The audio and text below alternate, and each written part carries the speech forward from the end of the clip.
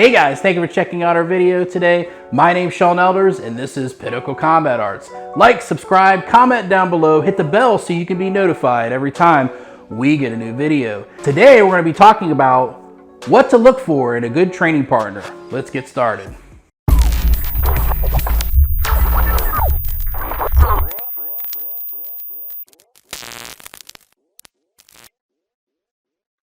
I've been doing martial arts since 1983, so that kind of gives you an idea of how long I've been doing martial arts, and based on that, I've had lots of different training partners. Some people are very lucky and they've had the same training partner their whole life. It's not very realistic.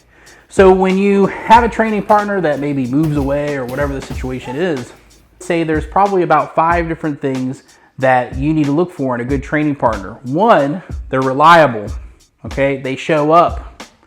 They show up when you say, hey, we're gonna get together at this certain time. Maybe you met them at your training facility or wherever you train at, okay? That's very important. If they don't show up, you can't train, can you?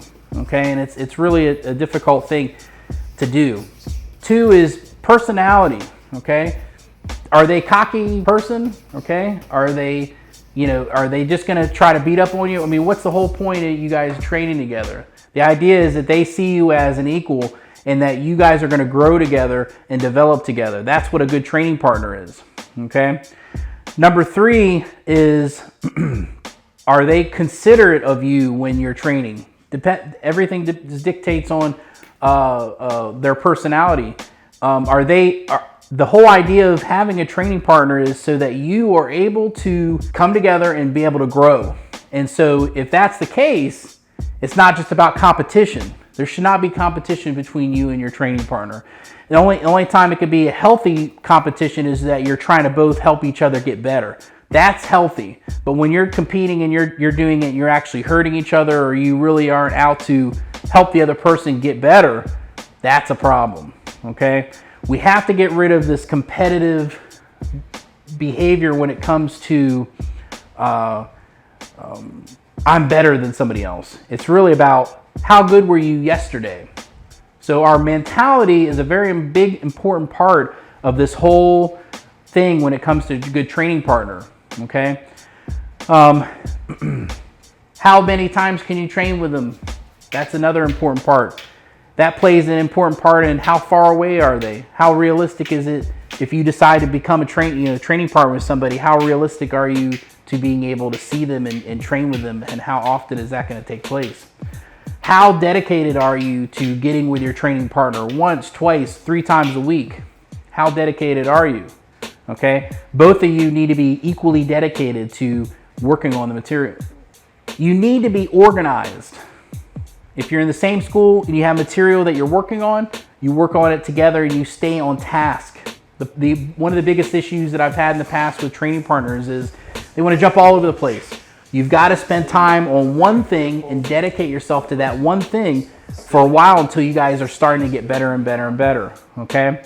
That is a very important part to this whole thing that makes this whole thing so much more valuable, okay? When you have a training partner, is that you have stuff before you even get started training that day. You have things that you're going to work on and you're going to dedicate yourself. Should you have 10 things you're going to work on? No. Okay, if you have an hour's worth of span of time to train with a training partner, you should at least dedicate 15 minutes for each thing. If it's something that is harder or something that you both are really not good at, 30 minutes. If it's something even more, it's okay to even spend an hour on one thing if you need to spend an hour on one thing. The more repetitions you can get in, the better. That's why you see a lot of times you'll see, for instance, in a lot of different martial arts styles, you have different types of equipment that people use because they can't find a good training partner. So they've developed wooden dummies, mukjungs, and punching bags and all these different things, not just to develop certain aspects of your training, but it's also to develop, it's because they don't have a training partner. They don't have somebody they can train with all the time. So that's very important, you know. The training accessories are very good, and that is a part of your training. But if you only train by yourself all the time, you're not going to develop the skills that you need to fight it, to deal with an altercation. These are the 5 elements and the 5 essence of what you need to look for in a training partner. You know, your training partner needs to care about it just as much as you do. If they don't care as much as you do about this material, guess what? They are going to disappoint you and it's not going to work out. Okay? Once you have a great training partner that cares about you, that's dedicated to it, that is there all the time, you better hold on to that person. You better treat that person great, because a good training partner is one of the most valuable things in martial arts. Okay? Because that person really truly cares. You can rely on them to be there. You can rely on them to help you, okay, get better. And so growth is the key. Go to our website, pinnaclecombatarts.com. There you can find out more about what I do and the classes that I provide. Thank you guys so much for your support, and have a great day.